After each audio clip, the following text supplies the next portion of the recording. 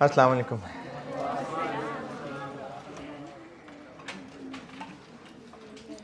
दुरूद शरीफ पढ़ लें।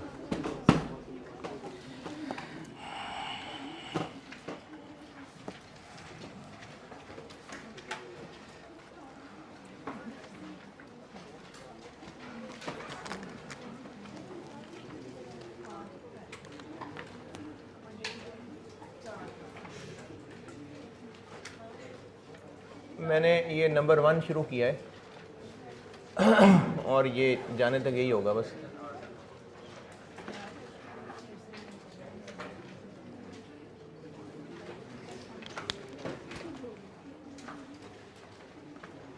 ये मैंने ऑलरेडी दी हुई हेडिंग, मैंने तो वैसे ही दोबारा लिखा है।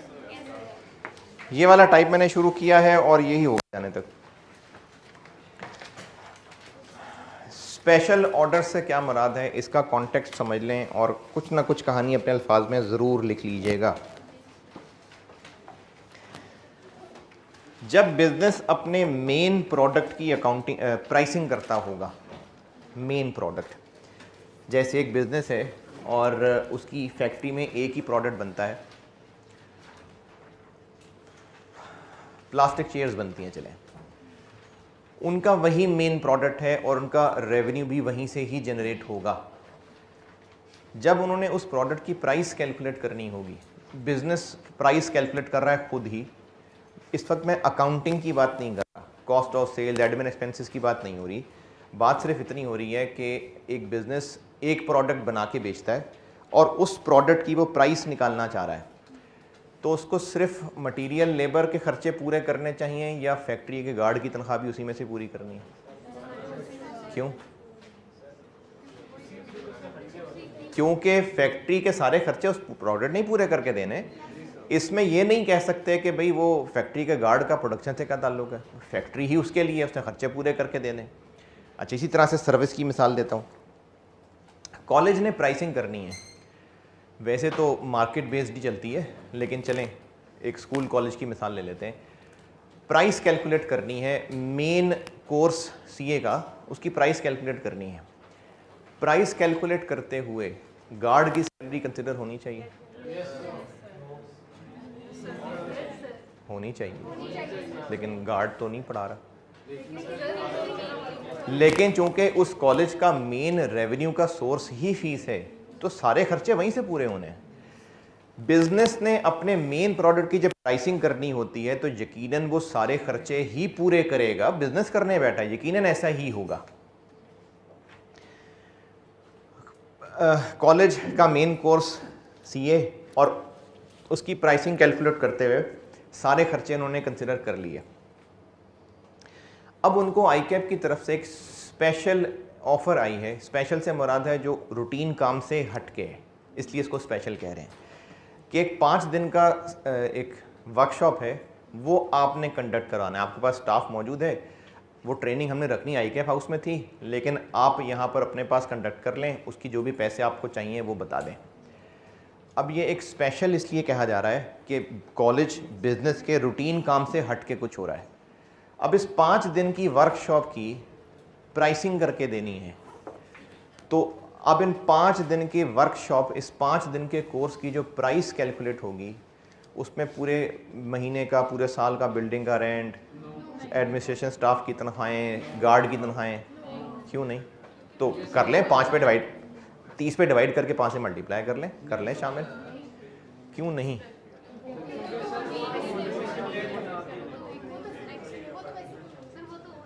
वो तो होने ही होने। तो अपना बिजनेस है, जो मर्जी डालें, कौन रोकेगा भाई? जो मर्जी खर्चे डालें बीच में, हैं? नहीं, रेलिवेंट का वर्ड नहीं यूज़ करें अभी। हाँ जी, कौन सा स्टैंडर्ड अलाउ नहीं करता? भाई अपना बिजनेस है, जो मर्जी रखें, क्यों ना करें? हैं? समझ नहीं आई? अक्ल क्यों नहीं मानती?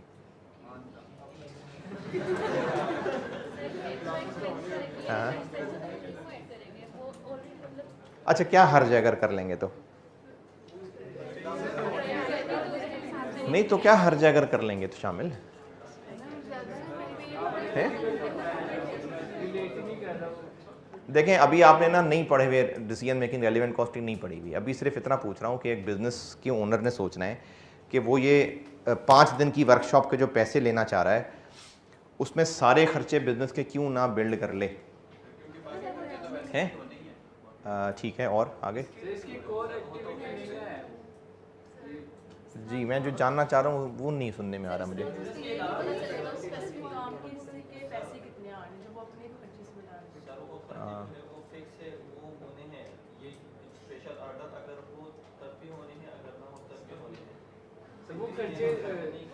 अच्छा जी, वो तो पूरे मंथ के लिए होंगे। हाँ लेकिन ये सिर्फ एक नहीं नहीं, मसला पूरे मंथ का है, टोटल महीना डिवाइडेड बाय 30 पर डे बन गया इंटू 5, 5 दिन का बन गया। चलो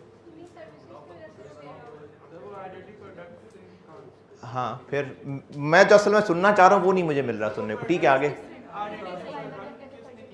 हाँ हाँ, तो दोबारा नहीं पूरे कर सकता खर्चे के?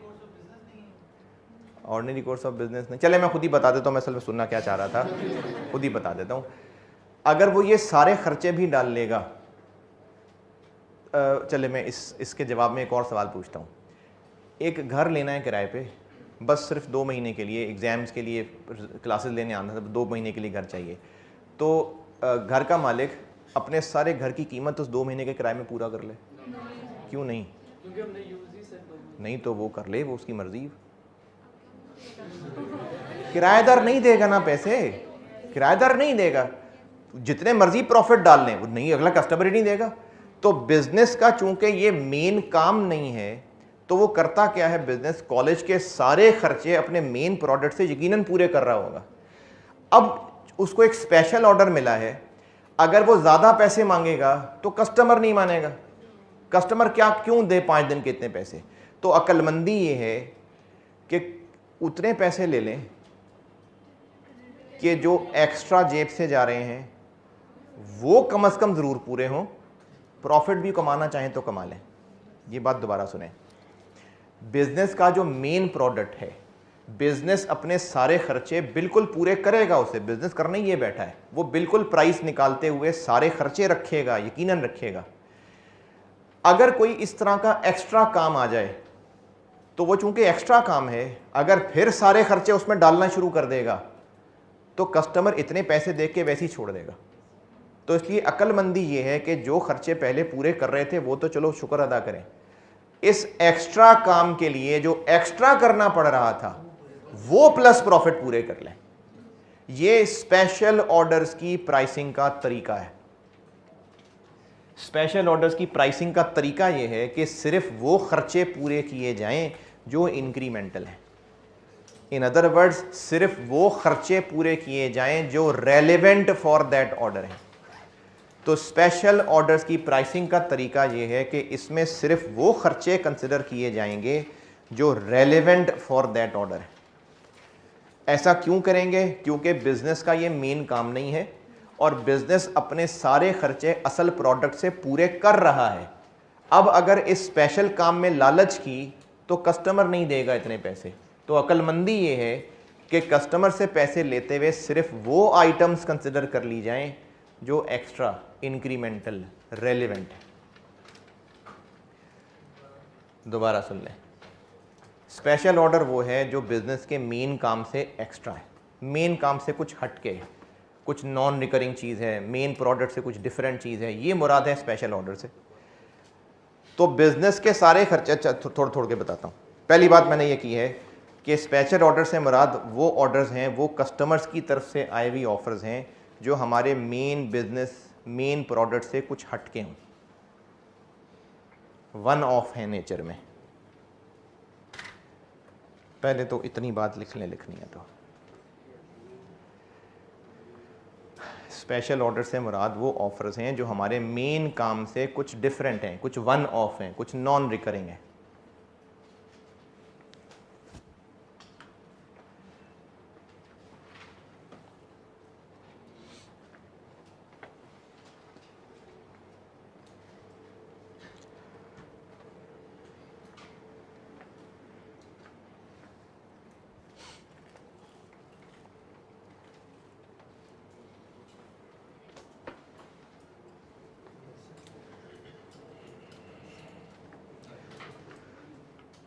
दूसरी बात मैंने ये की कि चूंकि बिज़नेस अपने मेन सारे खर्चे मेन प्रोडक्ट से पूरे कर ही रहा है, मेन प्रोडक्ट की प्राइस के अंदर वो बिज़नेस अपने सारे खर्चे पूरे कर ही लेता होता है, तो इन स्पेशल ऑर्डर्स की प्राइसिंग के लिए सिर्फ इंक्रीमेंटल खर्चे वो कंसिडर किए जाएंगे। यानी इन ऑर्डर्स की प्राइसिंग या एवेल्यूशन के लिए सिर्फ वो आइटम्स कंसिडर की जाएंगी जो इस ऑर्डर के लिए रेलेवेंट हैं।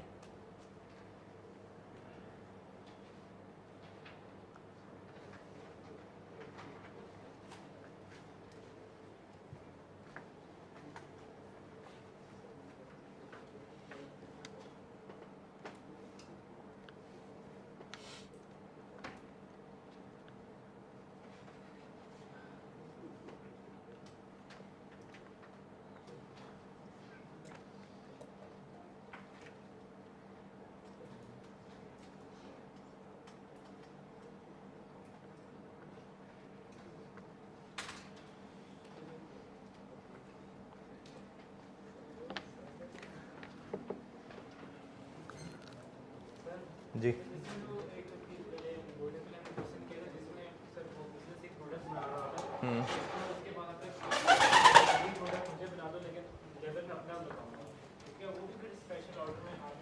अच्छा, इसमें एक बात तो ये कि असल में इसको कैसे पहचाना जाता है, तो असल में तो बिज़नेस को ही पता होगा। दूसरी बात, स्टूडेंट कैसे पहचानेगा? आप इसके सवाल करेंगे ना, आपको सवाल देख देख के आइडिया हो जाएगा कि किस टाइप के सवाल होते हैं, इजीली पहचान लिया करेंगे। तो इसलिए इस बात का जवाब स्पेसिफिकली मैं भी नहीं दे सकता कि लेबर हमारी होगी और प्रोडक्ट तुम्हारा होगा। ये सवालों की प्रैक्टिस हम करेंगे ना, आपको आइडिया हो जाएगा कि इस टॉपिक का सवाल है। तो ये बिज़नेस ने सोचना है कि क्या ये स्पेशल ऑर्डर है मेरा या मेन काम है, ये बिज़नेस ने सोचना है, और स्टूडेंट्स पॉइंट ऑफ व्यू से पता चल जाएगा सवाल देख के।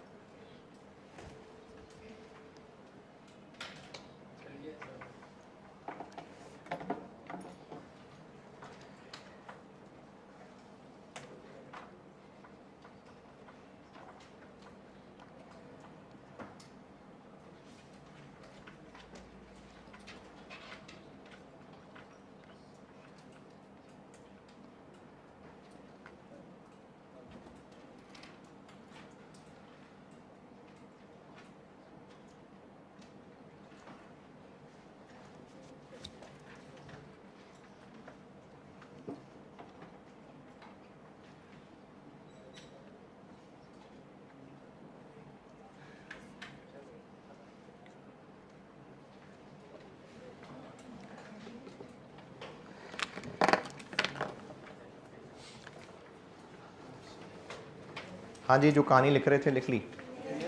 तो इन स्पेशल ऑर्डर्स की प्राइसिंग या वैल्यूएशन के लिए सिर्फ वो आइटम्स कंसिडर होंगी जो रेलेवेंट फॉर दैट ऑर्डर है। रेलेवेंट पहचानने के लिए आपको 4 टिप्स बताई थी।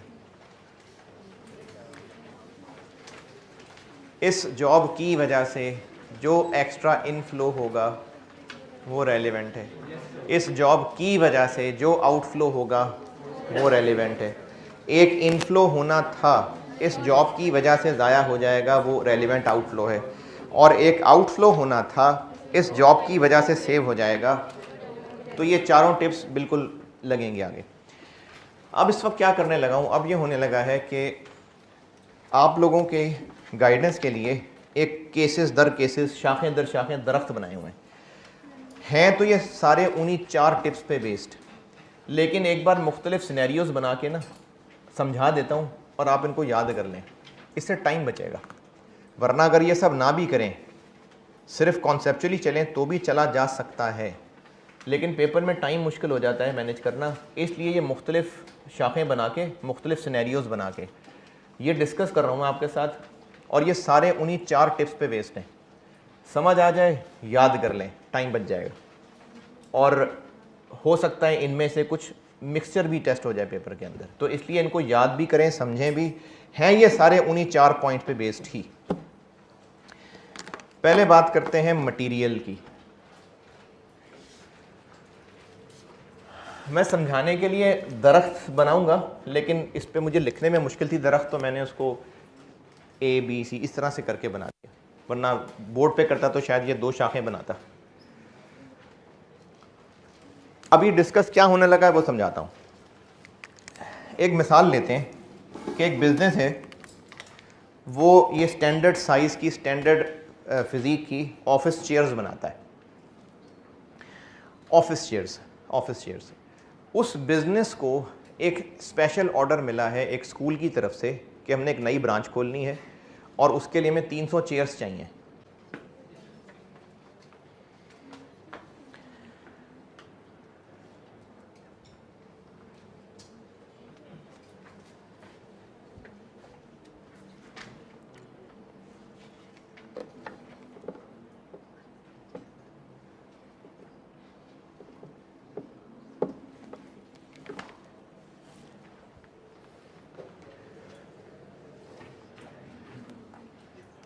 बिजनेस एक स्टैंडर्ड साइज़ की ऑफिस चेयर्स बनाता है और उसको एक स्कूल ने अप्रोच किया है कि एक ब्रांच के लिए 200 चेयर्स चाहिए।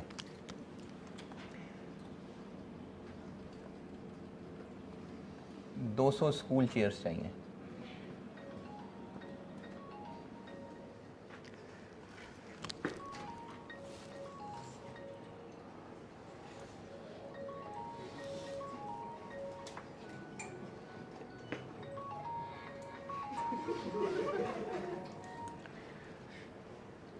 चेयर्स चाहिए। अब इन 200 चेयर्स के ऑर्डर के लिए या तो स्कूल वालों ने हमें खुद प्राइस बता दी तो इवैल्यूएशन हो गई, या हमने उनको प्राइस कोट करनी है तो प्राइसिंग हो गई। इन एनी केस हम इन चेयर्स के लिए सिर्फ वो कॉस्ट्स कंसिडर करेंगे, चूंकि स्पेशल ऑर्डर है, जो इस जॉब के लिए रेलेवेंट है, यानी बिजनेस पॉइंट ऑफ व्यू से सोचें तो जो एक्स्ट्रा है। इस चेयर्स वाले जॉब के लिए जो मटेरियल चाहिए, उस मटेरियल की रेलिवेंट कॉस्ट क्या है, ये सिखाने लगा। दोबारा देखें, हमें इन चेयर्स को बनाने के लिए मटेरियल चाहिए होगा, लेबर चाहिए होगी और ओवरहेड्स चाहिए होंगे। जो जो इस जॉब पे मटेरियल कॉस्ट पड़ेगी, लेबर कॉस्ट पड़ेगी, ओवरहेड्स पड़ेंगे, इसके ऊपर फिर हम लोग प्राइस प्रॉफिट वगैरह डाल के तो कस्टमर को कोट करेंगे। इन 200 चेयर्स के लिए जो फिजिकली मटेरियल चाहिए उसकी ओरिजिनल कॉस्ट यहां नहीं लिखनी। जो हमें 200 चेयर्स के लिए लेबर चाहिए होंगे उनकी ओरिजिनल कॉस्ट नहीं लिखनी यहां, जबकि उनकी क्या लिखनी है, रेलेवेंट कॉस्ट। ये स्पेशल ऑर्डर की प्राइसिंग है। जो फिजिकल रिसोर्सेज चाहिए, फिजिकली वही रिसोर्सेज चाहिए, लेकिन रुपए क्या लिखने हैं, उनकी रेलेवेंट कॉस्ट लिखनी है। इन 200 चेयर्स के लिए जितनी लकड़ी चाहिए, जो वो लकड़ी फिजिकली है, उसकी यहां रुपी फिगर क्या लिखनी है, जो उस लकड़ी की बिजनेस के लिए रेलेवेंट कॉस्ट होगी। जिन वर्कर्स ने इस जॉब पे काम करना है, उन वर्कर्स के जितने आवर्स चाहिए, फिगर क्या लिखनी है, उन आवर्स की रेलेवेंट कॉस्ट। ठीक है, तो मैं इस वक्त पहले आपको मटेरियल पढ़ाने लगा हूं कि जो हमें इस जॉब के लिए मटेरियल चाहिए होगा, वही जो फिजिकल मटेरियल चाहिए होगा उसी की बात कर रहे हैं। इन 200 चेयर्स के लिए अगर 200 बोर्ड लकड़ी की चाहिए, उसी लकड़ी की बात हो रही है जो फिजिकली इस जॉब के लिए चाहिए। फिजिकल वही मटेरियल, लेकिन रुपए कौन से, उनकी रेलेवेंट कॉस्ट। ओके, वो अगर हम खरीद चुके हुए हैं, लकड़ियां हमारे पास स्टोर में पड़ी हुई हैं, तो कितने की खरीदी थी वो नहीं लिखना, यहां उन लकड़ियों की रेलेवेंट कॉस्ट लिखनी है। ठीक है, तो अब यह सिखाने लगा हूं कि इन लकड़ियों की रेलेवेंट कॉस्ट निकालनी कैसे, यानी उसमें क्या ऐसी मुश्किलें हैं कि उसके लिए पूरा टॉपिक पढ़ना पड़ रहा। तो इन 200 चेयर्स के स्पेशल ऑर्डर पे इस्तेमाल होने वाली लकड़ियों की रेलिवेंट कॉस्ट क्या होगी वो सिखाने लगा। क्या सवाल था कोई? एक्सट्रैक्ट्स मतलब जैसे एक लकड़ी परचेज करते हैं, उनकी काट छांट करके जो हिस्सा नहीं चाहिए होता वो वाले नहीं हुए इसमें बेसिकली। हमें इस स्पेशल ऑर्डर के लिए लकड़ियां भी चाहिए, ये जो ऊपर कपड़ा चढ़ा हुआ है कपड़ा भी चाहिए। अच्छा, जो कपड़ा चाहिए फिजिकली उसके अगर 200 गज चाहिए, तो वो 200 गज कपड़ा जो हमें असल में चाहिए, उस कपड़े की रेलिवेंट कॉस्ट क्या होगी वो यहाँ लिखनी है। सर ये जो हैं?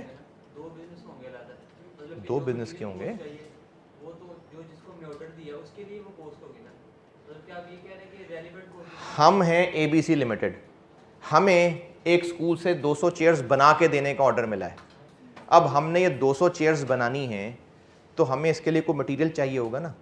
वो जो इसके लिए मटेरियल चाहिए होगा वो देखेंगे कि ख़रीद के लाएंगे या स्टोर में होगा। उस मटेरियल की यहाँ पर रुपी फिगर क्या लिखनी है? Relevant cost. ये बता रहा हूँ मैं कि हमें जो जो इस ऑर्डर के लिए फिजिकली रिसोर्सेस चाहिए होंगे, रिसोर्सेस तो वही हैं जो हमें चाहिए, लेकिन रुपी फिगर क्या लिखनी है? उनकी रेलेवेंट कॉस्ट लिखनी है। अरे अभी तो बिल्कुल शुरू किया, हो जाए कुछ नहीं, अभी हुआ कुछ नहीं है। अभी हम सिर्फ प्लान कर रहे हैं कि कस्टमर को हमने ऑफर एक्सेप्ट करनी है कि नहीं करनी है। अभी ये नहीं है कि जो सोचा था वैसा नहीं हो सका, तो अभी टाइम गुजरा ही नहीं है डिसीजन मेकिंग में। अभी हम अगर कस्टमर का ऑर्डर एक्सेप्ट करने की बात कर रहे हैं तो अभी नहीं हुआ एक्सेप्ट, अभी सब फ्यूचर एस्टिमेशन चल रही है। जो इस जॉब के लिए फिजिकल रिसोर्सेस चाहिए उन्हीं की रेलिवेंट कॉस्ट लिखनी है यहाँ, है ना? तो इनमें से पहले मैं मटेरियल कर रहा हूं डिस्कस कि जो मटेरियल इस जॉब के लिए फिजिकली चाहिए उसकी रेलिवेंट कॉस्ट क्या होगी, और मैं इसकी जो भी शाखें बनाऊंगा और उसके जो भी फल लगाऊंगा उस सब के पीछे टिप्स वही 4 पॉइंट्स ही हैं। क्या? इस जॉब की वजह से जो एक्स्ट्रा इनफ्लो होगा रेलेवेंट है, इस जॉब की वजह से जो एक्स्ट्रा आउटफ्लो होगा वो रेलेवेंट है। एक आउटफ्लो होना था, इस जॉब की वजह से बच जाएगा, वो एक रेलेवेंट इनकम है। एक इनफ्लो होना था, इस जॉब की वजह से बच जाएगा, वो रेलेवेंट कॉस्ट है। ये 4 बातें। जो मटेरियल हमें चाहिए या तो वो हमारे रेगुलर यूज का है,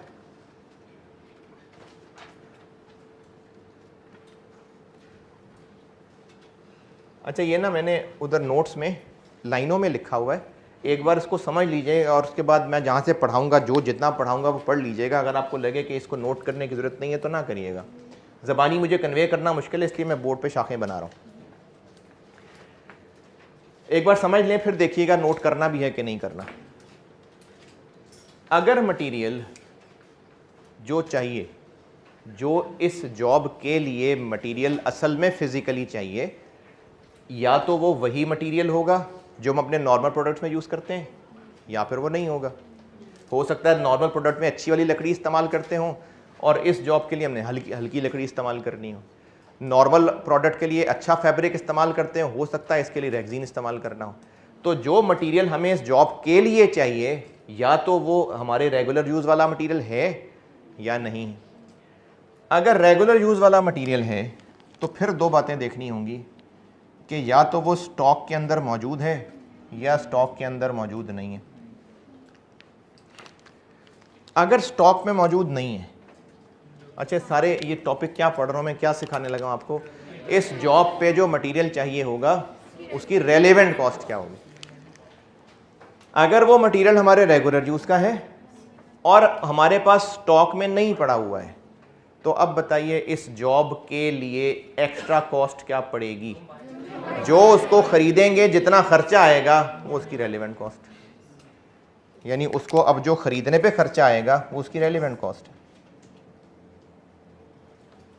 वो उसकी रेलेवेंट कॉस्ट है। सर लेकिन हम अपने लिए तो रेगुलरली बाय कर रहे हैं ना, तो फिर उसके लिए एक्स्ट्रा थोड़ी बाय कर रहे हैं, मतलब अलग से थोड़ी। नहीं, स्टॉक में नहीं है, स्टॉक में नहीं है। अब ऑर्डर करना होगा तो खरीदेंगे, नहीं करना होगा तो नहीं खरीदेंगे। स्टॉक में नहीं पड़ा हुआ, तो अगर हम खरीदेंगे तो जेब से एक्स्ट्रा जेब से क्या जाएगा, जितने का खरीदेंगे। तो उस मटेरियल का जो हमें इस जॉब पे चाहिए वो हमारे रेगुलर यूज़ का है लेकिन स्टॉक में नहीं है, उसकी रेलिवेंट कॉस्ट उसकी परचेज कॉस्ट। और अगर वो हमारे एक और फैक्ट्री में बनता है तो वहाँ से बनवा लेंगे, तो रेलिवेंट कॉस्ट क्या होगी, जितना बनाने पे खर्चा होगा। अच्छा बनाने पे जो खर्चा होगा वो भी सिर्फ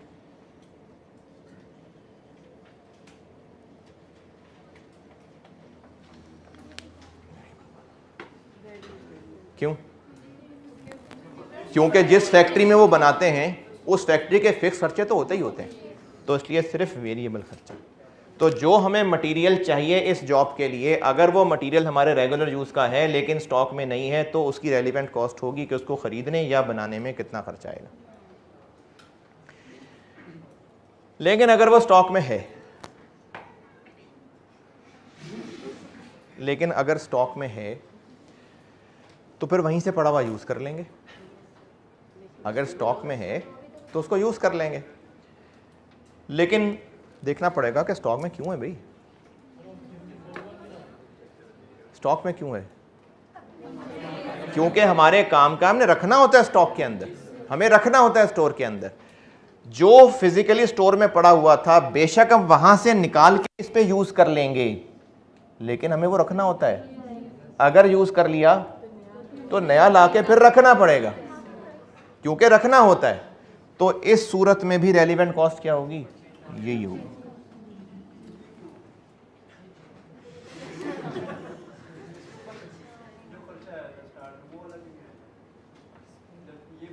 दोबारा सुने, रेलिवेंट कॉस्ट इस जॉब की वजह से जो एक्स्ट्रा खर्चा होगा, जो एक्स्ट्रा इनफ्लो होगा, एक खर्चा होना था इस जॉब की वजह से सेव हो जाएगा, एक इनफ्लो होना था इस जॉब की वजह से ज़ाया हो जाएगा, इन सब के अंदर होगा। रेलिवेंट कॉस्ट फ्यूचर है कि अब क्या होगा। जो पास्ट हो गया हुआ है वो तो बदल ही नहीं सकता, तो पास्ट की चीज़ तो कभी रेलिवेंट ही नहीं हो सकती। हमेशा रेलिवेंट वो चीज़ होगी जो भी होगी। तो 4 टिप्स बताई हुई हैं, इन चारों में होगा है। जो खर्चा इन चेयर्स के लिए जो मटेरियल चाहिए फिजिकली, वो फिजिकल मटेरियल हमारे रेगुलर यूज का है और स्टोर में पड़ा हुआ है। फिजिकली बेशक वही पड़ा वाला ही यूज करेंगे, एक्चुअली वो खरीदा था, कितने का खरीदा था वो भी पता है, लेकिन उस पड़े हुए मटेरियल को यूज करने की रेलेवेंट कॉस्ट क्या होगी, जो अब नया लाके स्टोर में रखना पड़ेगा और उस पर खर्च करना पड़ेगा, क्योंकि इस जॉब की वजह से जो एक्स्ट्रा खर्च होगा वो रेलेवेंट है। ओके तो चाहे स्टॉक में है चाहे नहीं है, अगर मटेरियल जो हमें इसके लिए चाहिए वो रेगुलर यूज का है, इन दोनों शाखों की जरूरत ही नहीं रही, उसकी रेलेवेंट कॉस्ट क्या होगी?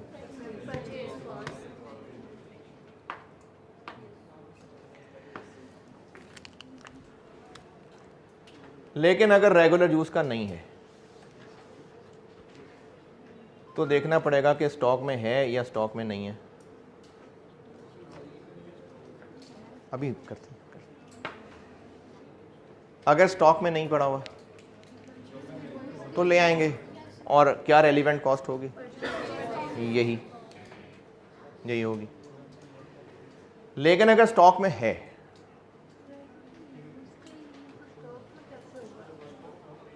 तो रेगुलर यूज का नहीं है तो स्टॉक में क्यों है भाई?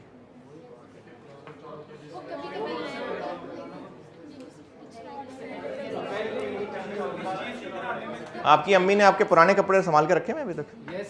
है ना, तो वो तो है ही नहीं रेगुलर यूज का, वो आपके बच्चों के काम आएंगे।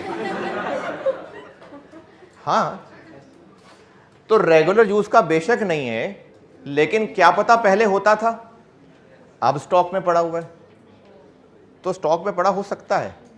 अगर मटेरियल रेगुलर यूज का नहीं है और स्टॉक में है, हो सकता है पड़ा हो, कोई मसला नहीं है, स्टॉक में पड़ा हो सकता है। ज़्यादा कॉमन बात तो यह है कि ना होता, लेकिन स्टॉक में पड़ा बिल्कुल हो सकता है।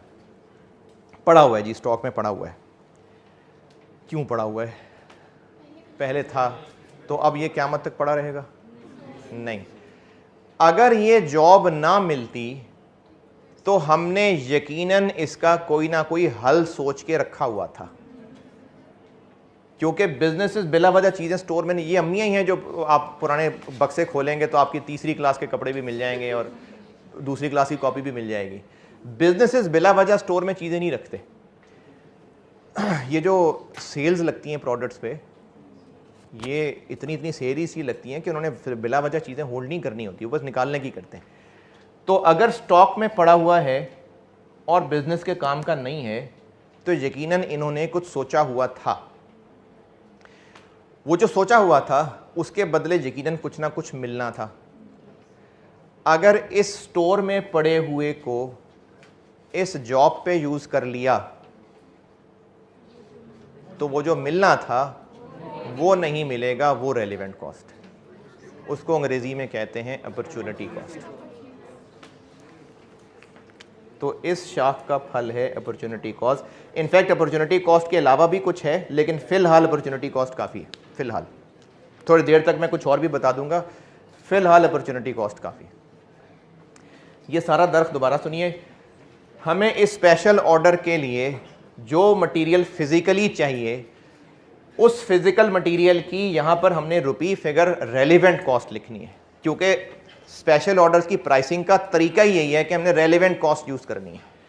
अब वो रेलिवेंट कॉस्ट क्या है?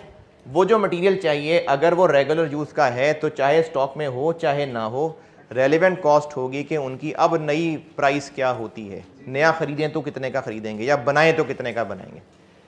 लेकिन अगर रेगुलर यूज़ का नहीं है और स्टॉक में भी नहीं है तो भी यही रेलिवेंट है। लेकिन अगर स्टॉक में है तो हमने यकीनन उसके लिए कुछ ना कुछ सोचा हुआ था, कुछ ना कुछ बेहतर ही सोचा हुआ था, कुछ ना कुछ इनफ्लो होने ही वाला था। अगर इस जॉब पे यूज़ कर लिया तो अब वो इनफ्लो नहीं हो सकेगा, तो उसको अपॉर्चुनिटी कॉस्ट कहते हैं और फिर वो इसकी रेलिवेंट कॉस्ट होगी। सर अगर एक स्टॉक में मटेरियल पड़ा है, उसकी जब हमने परचेज किया था तब उसकी मार्केट प्राइस कम थी और अब यूज़ करने में आ रहे हैं, अगर हम यहाँ पर बाजार से परचेज करें वो ज़्यादा है, सर हम वो जिसमें हमने परचेज किया था वो वाली रेलिवेंट?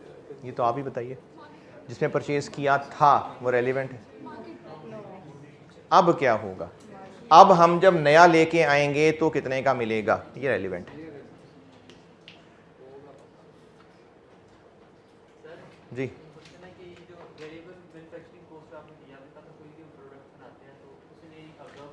नहीं, कोई भी प्रोडक्ट नहीं, जो मटेरियल हमें चाहिए वो मटेरियल हमारे रेगुलर यूज़ का है और वो मटेरियल हमारे स्टॉक में नहीं है, तो या तो वो मटेरियल हमने किसी दुकानदार से ख़रीदना था या हमारी ही एक और फैक्ट्री है जो ये मटेरियल बनाया करती है, हमारी उस फैक्ट्री का ये प्रोडक्ट है। उस फैक्ट्री की फिक्स कॉस्ट तो पड़नी है, बनाए ना बनाए। हमारी एक फैक्ट्री है जो ये कपड़ा बनाती है, हम उस फैक्ट्री को कहेंगे और कपड़ा बना दो, वो और बना देंगे, तो जितना और बनाने में पैसा लगेगा वो रेलिवेंट।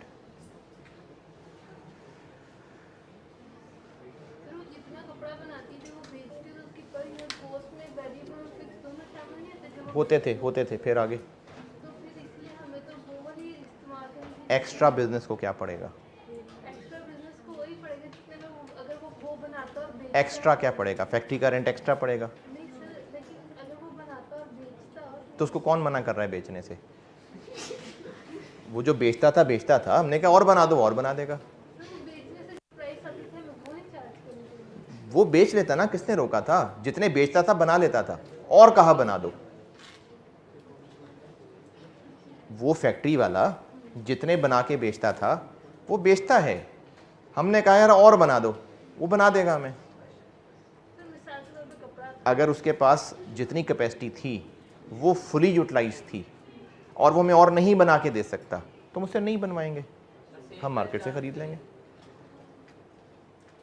वो जो हमें किसी और को बना के बेचता था उसके पास गुंजाइश है तो हम कह रहे हैं और बना दो, नहीं होगी गुंजाइश तो मना कर देगा, हम मार्केट से ख़रीद लेंगे। अगर और बनवा रहे हैं तो बनवा सकते हैं, तो और बनवा रहे हैं ना। लेकिन ये जो स्पेसिफिकली सिचुएशन पूछी है ना, ये आगे आ जानी है एक सवाल में। जी किस सूरत में?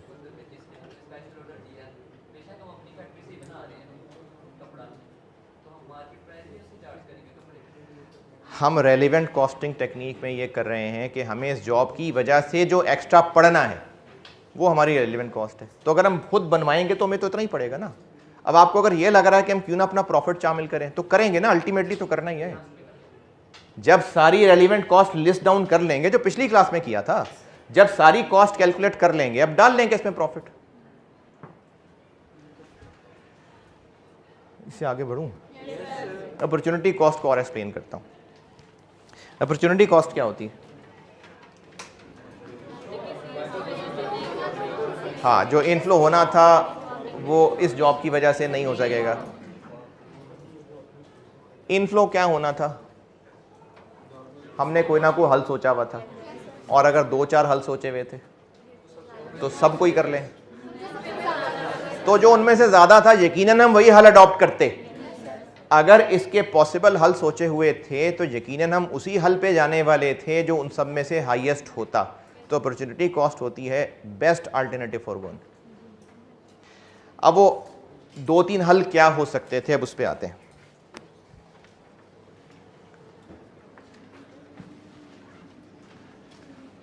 ये तो मैंने मिटाई दिया। मैंने ये जो दरख्त बनाए ना, ये आपको पहले मैं दिखा देता हूँ कि मैंने किस तरह लिखे हुए हैं। आपके सामने तो हैं ही।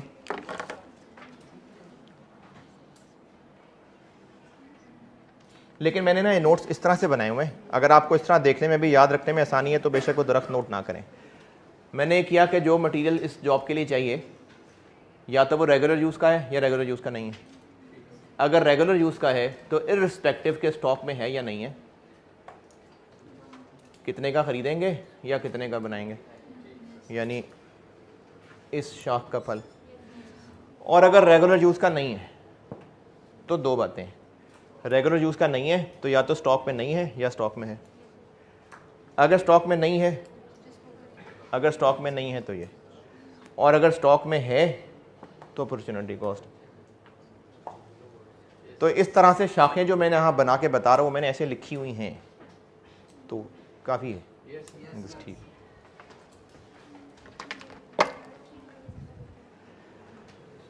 अपॉर्चुनिटी कॉस्ट को और एक्सप्लेन करने लगा हूँ।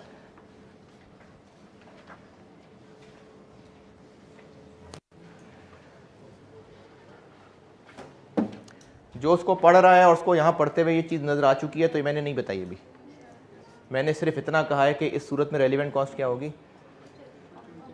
बस मैंने ये बोला है। अभी मैंने भी ये चीज़ नहीं समझाई, अभी सिर्फ अपॉर्चुनिटी कॉस्ट बोली। अपॉर्चुनिटी कॉस्ट होती है बेस्ट अल्टरनेटिव फॉर गोन, यानी अगर इस पड़ी हुई चीज़ के हमने कोई 2-3 हल सोचे हुए थे तो उनमें से कौन से वाले हल को अपॉर्चुनिटी कॉस्ट कहेंगे? जिससे ज़्यादा इनफ्लो होने वाला था, प्रॉफिट नहीं, जिससे ज़्यादा इनफ्लो होने वाला था।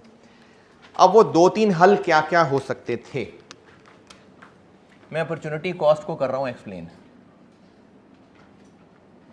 अपॉर्चुनिटी कॉस्ट हम किसकी रेलिवेंट कॉस्ट ले रहे हैं कि मटेरियल रेगुलर यूज़ का नहीं था और स्टॉक में पड़ा हुआ था। अब हम उसको पड़े हुए को इस जॉब पे यूज़ कर लेंगे तो जो उससे इनफ्लो सोचा था वो नहीं होगा। तो अगला मसला कि उस इनफ्लो जो सोचा था वो क्या था, वो 2-3 हल थे। एक हल ये था कि बेच देते। अगर बेच देते तो क्या मिलता? NRV मिलती, नहीं पैसे तो मिलते अच्छा मेरा सवाल ही ठीक नहीं था, पैसे ही मिलते, लेकिन कितने पैसे मिलते? NRV मिलती, NRV नेट रियलाइजेबल वैल्यू। तो एक हल ये था कि हम इसको बेच देते। अगर बेच देते तो क्या मिलता? NRV।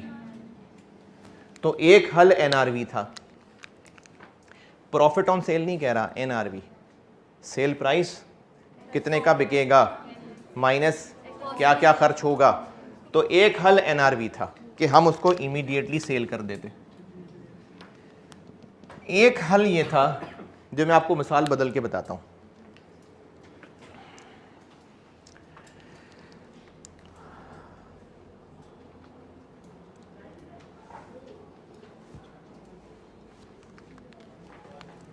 अब मैं मिसाल चेंज कर रहा हूं। हमें हमारा मेन प्रोडक्ट जो है वो एक स्टैंडर्ड साइज की बुक्स हैं, ये जो आप लोगों के पास बुक्स होती हैं। अच्छा, ये मैं हर दफ़ा सोचता हूँ कि मैं ये चेक करूँगा इसका ये पेज की क्वालिटी क्या होती है, हर दफ़ा भूल जाता हूँ तो फिर भूल गया, तो इसलिए ना मुझे पता ना आपको पता। A4 साइज़ होते हैं, ये एम ही बना लेते हैं, बस A4 साइज़ होता है। वैसे तो ये कॉपी A4 साइज़ ही होता है मुझे पता है, लेकिन जो दूसरा नंबर लिखूंगा वो मुझे पता नहीं है, बस बना लेते हैं। बिजनेस का मेन प्रोडक्ट बुक्स है, बुक्स प्रिंट करते हैं, तो मेन मटेरियल क्या होगा? Pages A4 size pages. हमें एक स्पेशल ऑर्डर मिला कि कुछ मैप्स बनाने थे, उनकी बुक्स प्रिंट करके देनी थी। अब वो बड़े पेजेस होने थे, और वो जो बड़े पेजेस थे इसका 4 गुना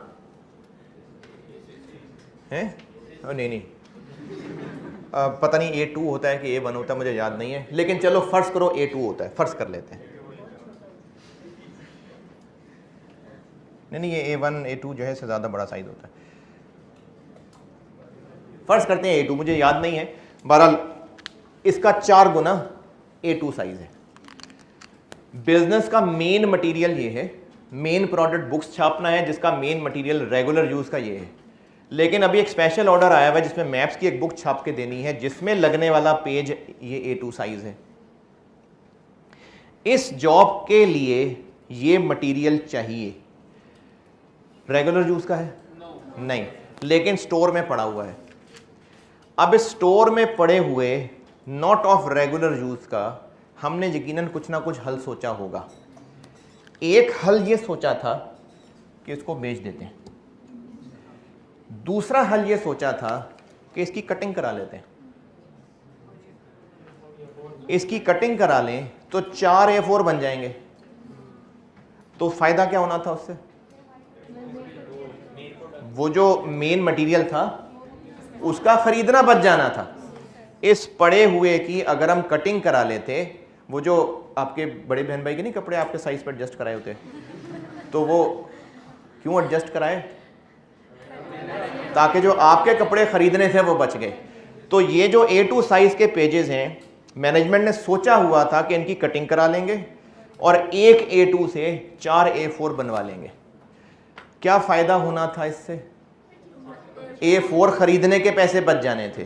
तो इस एक A2 साइज पेज से 4 पेजेस हासिल हो जाने थे, उनके पैसे बच जाने थे। अगर एक पेज 1.5 रुपए का होता है, ये अगर ये एक 1.5 रुपए का मिलता है, तो इस पड़े हुए A2 से हम क्या फायदा लेने वाले थे? हम 6 रुपए बचाने वाले थे। हम इस एक A2 शीट से 6 रुपए की बचत हासिल करने वाले थे। कैसे?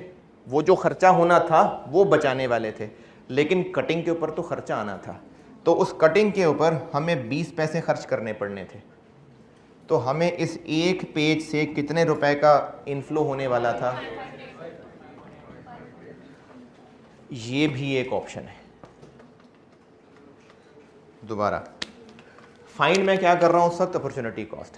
अपॉर्चुनिटी कॉस्ट किसकी रेलिवेंट कॉस्ट लेने लगे हम? वो मटेरियल जो रेगुलर यूज़ का नहीं है, हमें इस जॉब के लिए चाहिए लेकिन स्टॉक में पड़ा हुआ है, उसकी रेलिवेंट कॉस्ट है अपॉर्चुनिटी कॉस्ट। अपॉर्चुनिटी कॉस्ट क्या है? जो इस पड़े हुए के लिए सोचा था उसमें से बेस्ट। एक हल सोचा था बेच देंगे, बेचते तो हो सकता है हमें 4.5 रुपए मिलते। दूसरा हल ये सोचा था कि इससे हम कटिंग करवा के A4 बनवा लेंगे और A4 खरीदने के पैसे बचा लेंगे। इस ऑप्शन से कितना मिलने वाला था? 5.8। इसको मैं कन्वर्जन अल्टरनेटिव कह लेता हूं।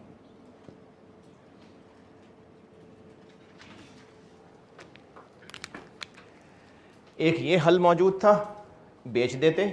एक ये हल भी मौजूद था। अपॉर्चुनिटी कॉस्ट किसको लें?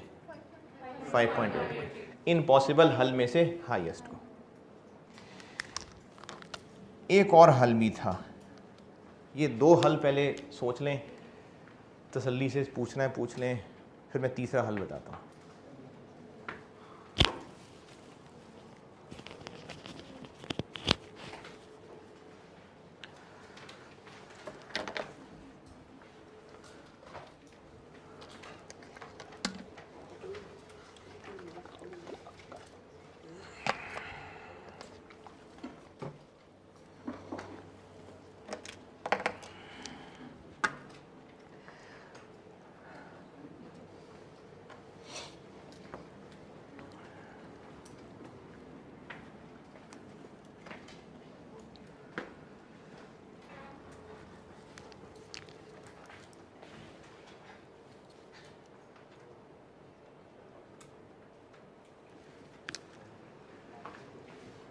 अपॉर्चुनिटी कॉस्ट अवेलेबल सोचों में से सबसे हाईएस्ट। एक हल था कि हम उसको बेचते, इस ऑप्शन में क्या इनफ्लो होना था,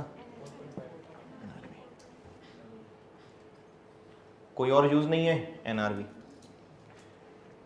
इसमें ये 5.8 कैसे निकला, 4 इंटू 1.5 रुपया, क्या है 1.5 रुपया। हम इसको जिस किसी और में कन्वर्ट करवाते वो कितने का मिलता, -20 पैसे क्या है,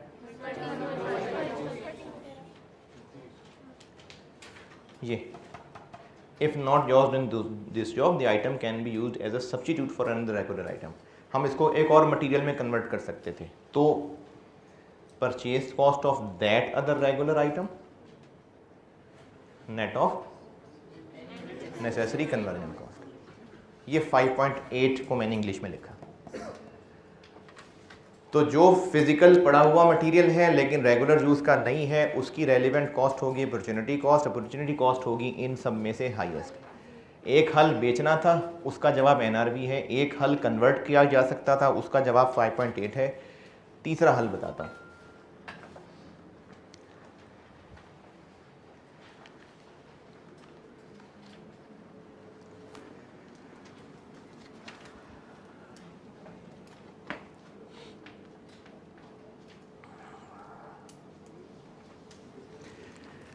तीसरा हल ये था कि हम इस वक्त ये जो 200 चेयर्स वाले ऑर्डर को अप्रेस कर रहे हैं, हम इस वक्त जो कैलकुलेशन कर रहे हैं वो इसको सामने रख के कर रहे हैं। इसके लिए जो लकड़ी इस्तेमाल होनी थी वो रेगुलर यूज नहीं था, स्टोर में पड़ी हुई थी। लेकिन हमें मीनवाइल एक रेस्टोरेंट से भी ऑर्डर आया हुआ था, उनको जो चीज चाहिए थी उसमें भी यही लकड़ी इस्तेमाल होनी थी, लेकिन अभी तक हमने उनको हाँ नहीं बोली हुई। दोबारा, हम इस वक्त जो कैलकुलेशन जो मैं इस वक्त डिस्कस कर रहा हूं, हम इस वक्त किस जॉब को डिस्कस कर रहे हैं, ये 200 चेयर्स वाले को ना, हम इस वक्त 200 चेयर्स वाले ऑर्डर की बात कर रहे हैं। इनके लिए जो लकड़ी चाहिए थी वो हमारे रेगुलर यूज की नहीं थी, लेकिन स्टोर में पड़ी हुई थी। उस लकड़ी का हमने एक और हल ये सोचा हुआ था कि एक और भी कस्टमर ने हमें ऑफर की हुई थी, जिसको भी हमने हाँ ना नहीं कहा था। वो पड़ी हुई लकड़ी वहां इस्तेमाल करने वाले थे। अगर वहां इस्तेमाल करते तो क्या होता, कुछ कमा लेते। अगर यहां इस्तेमाल कर ली तो उसको ना करना पड़ेगा, तो वो जो वहां से कंट्रीब्यूशन कमाना था वो नहीं कमा सकेंगे। तीसरी ऑप्शन ये है। ये जो मैंने लिखा है पर केजी ऑफ मटेरियल और ख़ास तौर पे कॉस्ट ऑफ दिस मटेरियल, इसकी रीज़न अगली क्लास में समझाऊंगा। प्लस कॉस्ट क्यों लिखा है, ये मेरे आखिरी कलमात नहीं है, अभी क्लास चल रही है। वैसे कहा है कि अगली क्लास में इसकी रीज़न बताऊंगा। ये plus cost of this material की रीज़न अगली क्लास में, अभी बस लिखा हुआ है प्लस। तो जो मटेरियल फिजिकली पड़ा हुआ है अगर इस जॉब के लिए इस्तेमाल हो गया तो फलानी जॉब के लिए इस्तेमाल नहीं हो सकेगा, तो उस फलानी जॉब पे इस्तेमाल करके जो कमाते वो अब नहीं कमा सकेंगे। तो ये 3 हल थे जो हमने सोचे हुए थे। इनमें से जो हाईएस्ट है वो अपॉर्चुनिटी कॉस्ट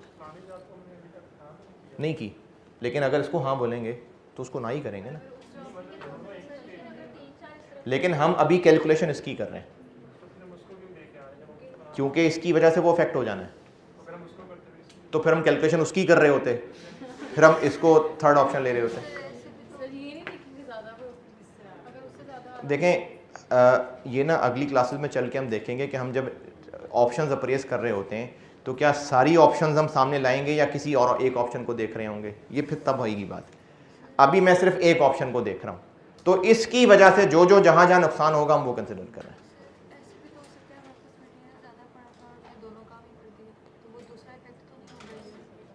अच्छा, ये अभी ना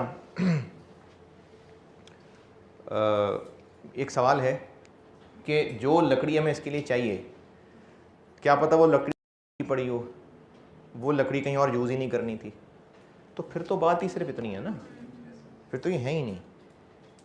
ये बातें तभी हैं, आपने कहा कि हम ज़्यादा पड़ी है, इसके लिए जो लकड़ी चाहिए वो अवेलेबल है, हमें दूसरी जॉब को ना नहीं करना पड़ेगा।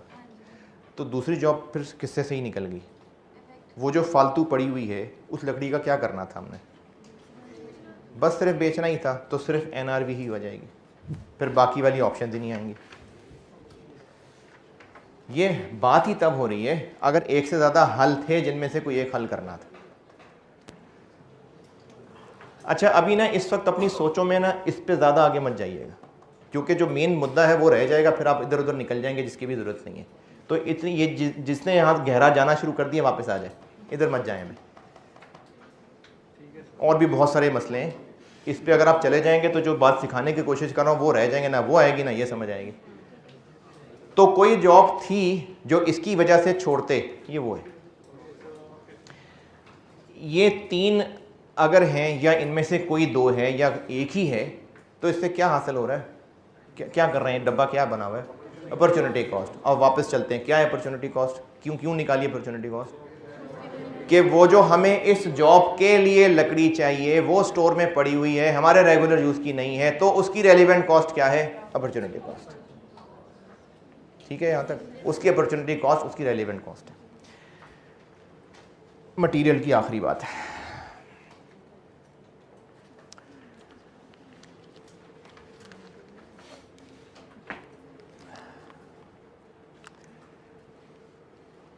खाना खा रहे हैं टेबल पे और बच्चे ने बोटी मांग ली है और माँ ने क्या किया कि अपनी प्लेट से निकाल के बच्चे को दे दी।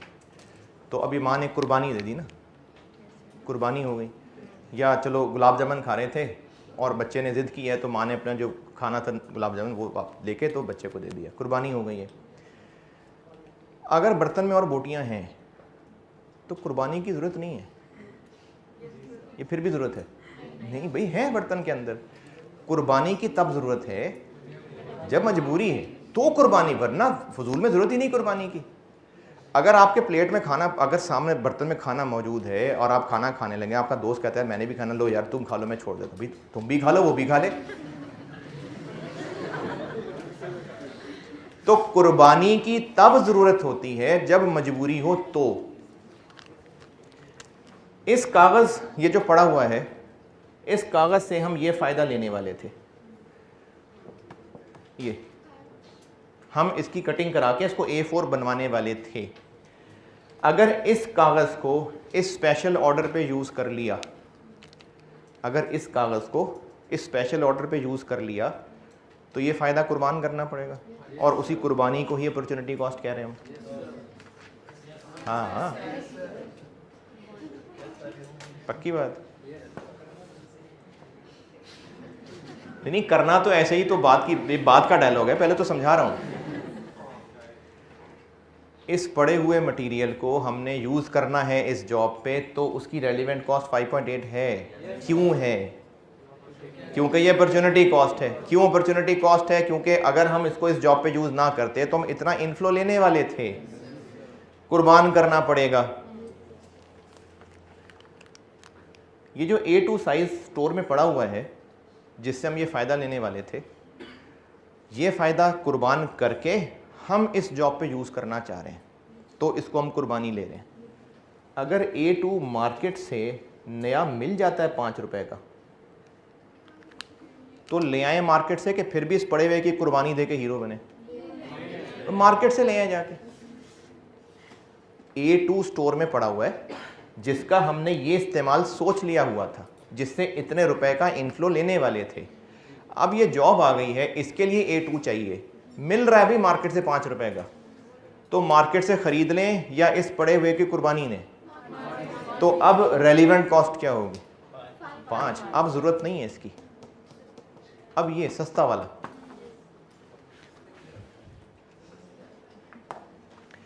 रेगुलर यूज़ नहीं है, स्टॉक में पड़ा हुआ है, कुर्बानी देखने से पहले सस्ता तो नहीं मिल रहा कहीं? अगर सस्ता मिल रहा है तो सस्ता ले लें, नहीं तो फिर कुर्बानी दें। तो इसलिए इसमें से और इसमें से जो लोअर है वो होगी रेलिवेंट कॉस्ट। ये मटेरियल यहाँ से लेके इधर तक, ये यहाँ तक, ये मटेरियल हो गया पूरा। इसको एक बार फिर पढ़ लें। हैं क्या लोअर वाली बात? हम पड़े हुए मटेरियल को यूज़ कर रहे थे तो इतनी कुर्बानी देनी पड़नी थी। अब अगर वो मार्केट से इतने का मिल रहा है तो वो जो इस्तेमाल सोचा था वो कर लें और मार्केट से 5 रुपए का ख़रीद के इस्तेमाल कर लें। तो ये सही है या वो कुर्बानी देनी ज़रूरी है? 5 का ख़रीद लें ना तो एक्स्ट्रा खर्चा फिर 5 रुपए होगा, वो कुर्बानी नहीं देनी पड़ेगी। तो यही रेलिवेंट होगा।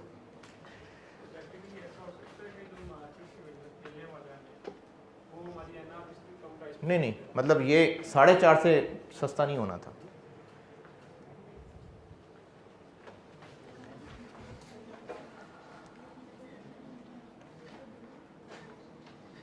चलें, ये सवाल पढ़िए, मैं बोर्ड पे करता हूँ।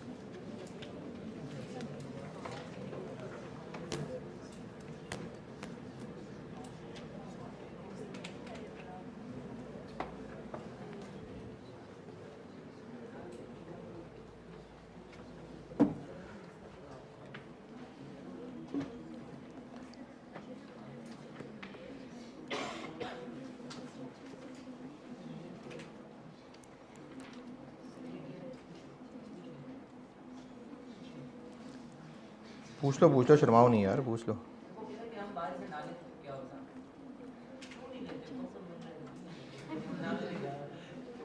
इन्हें आप कह रहे हैं हम वो 5 रुपए का बाहर से ना खरीदें, कुर्बानी ही दें? डिसीजन मेकिंग अक्लमंदी ही कर रहे हैं ना वो तो, वरना अगर है कौन सा खर्चा होना ही है। तो वो नेट निकाल के 5.8 कहा था ना।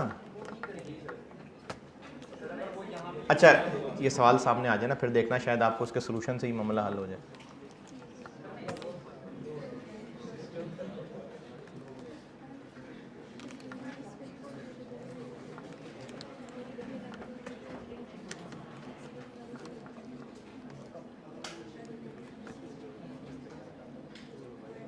हाँ जी, फारिग शक्लों से लग रहा है कि सवाल पढ़ के फारिग हो गए हैं।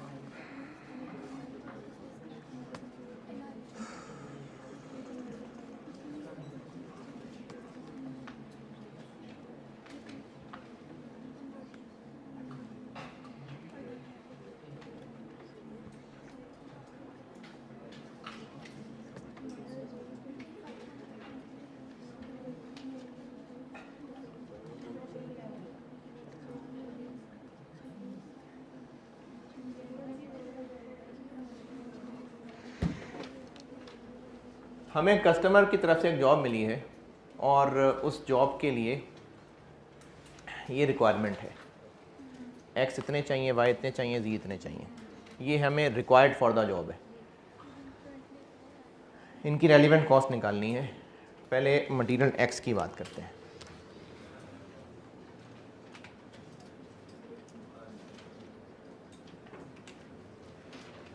मटेरियल एक्स के 800 यूनिट्स चाहिए।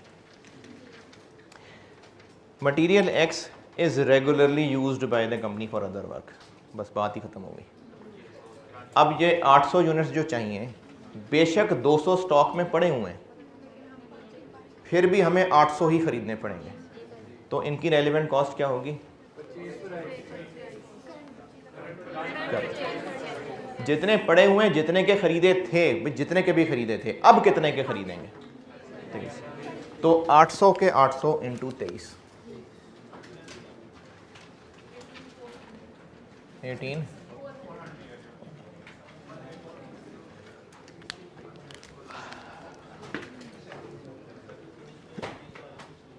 हैं जी, कौन से वाले? 20 वाले क्यों यूज़ नहीं कर रहे? तो सारा लेक्चर ही गिरा दिया यार। ये जो 800 यूनिट्स चाहिए 200 स्टॉक में पड़े हुए हैं, तो वो पड़े हुए यूज़ नहीं कर सकते हम? कर सकते हैं। फिर भी रेलेवेंट कॉस्ट क्या होगी कि अब एक्स्ट्रा हमारी जेब से जाएगा, क्योंकि जो स्टॉक में पड़े हुए थे हमें फिर भी खरीद के वापस रखने पड़ेंगे। तो इस वक्त बात ये नहीं हो रही कि इस जॉब पे जो फिजिकल रिसोर्सेज चाहिए वो कितने के खरीदे थे, हमने लेनी है उनकी रेलेवेंट कॉस्ट कि उनकी वजह से क्या होगा। वाई मटेरियल वाई होता था कभी, लेकिन अब नो लॉन्गर रेगुलर यूज, और जो इस वक्त स्टॉक में पड़े हैं ये बेकार हैं।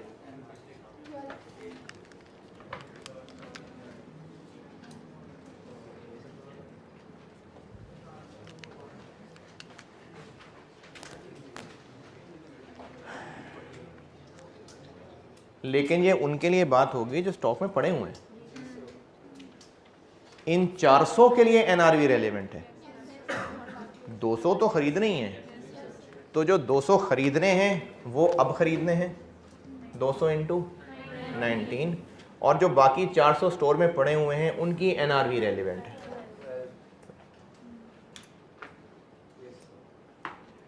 ये एनआरवी वाली बात तो है ही उनके लिए जो पड़े हुए हैं, जो नहीं पड़े हुए वो तो खरीदने ही पड़ेंगे। 3800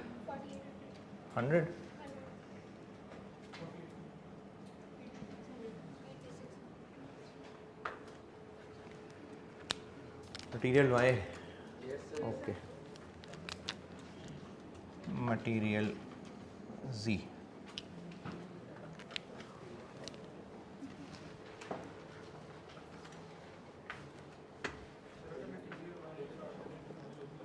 तो वो जी में कर लेते हैं ना। हाँ तो वो जी में करने लगे ना।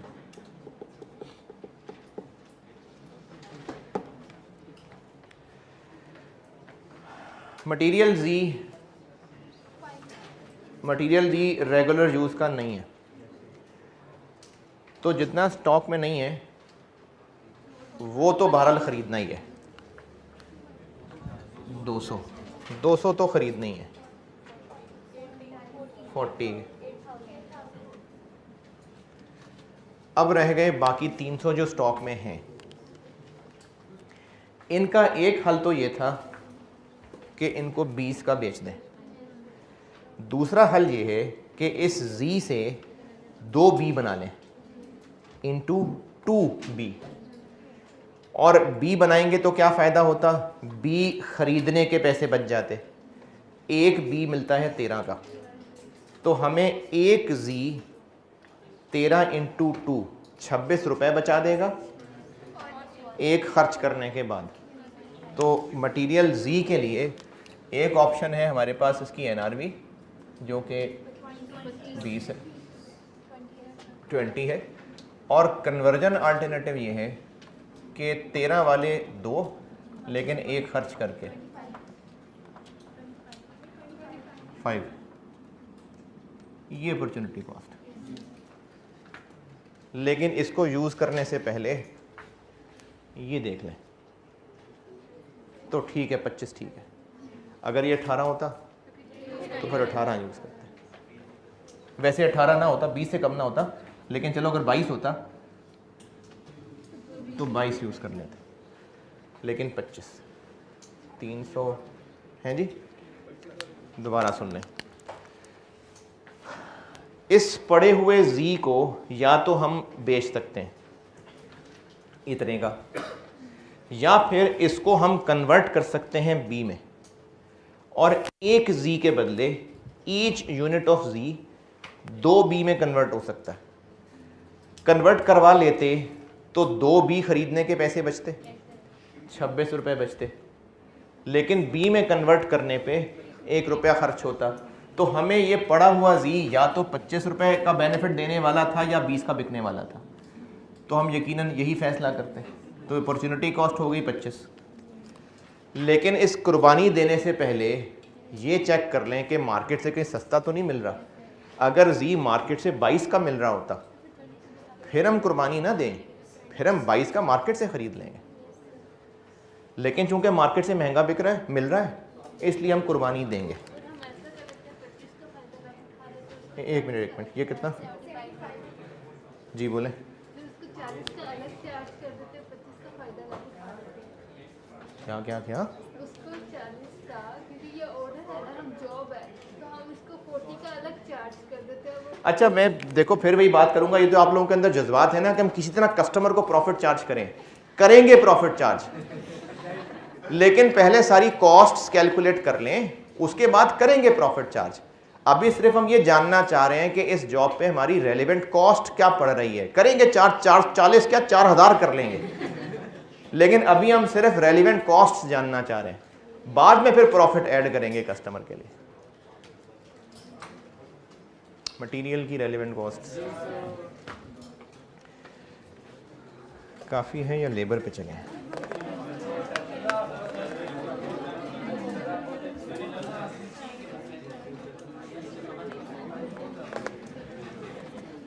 चलें, ठीक है जी, अल्लाह हाफ़िज़।